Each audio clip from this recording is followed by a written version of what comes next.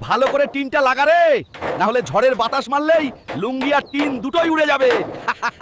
এই শালা হালকা, তুই নাম টিন থেকে তোর ওজনের চোদনায় এমনই টিন বেঁকিয়ে যাবে লাউরা। বুড়ো, তোর বাড়িতে ভালো মতো টিন লাগিয়ে দিছি, এখন তুই মাগি লাগালেও টিন নড়বে না।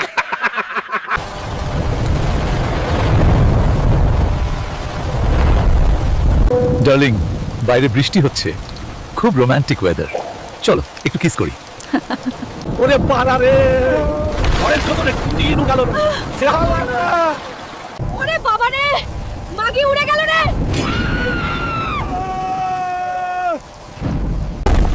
সালা দুধ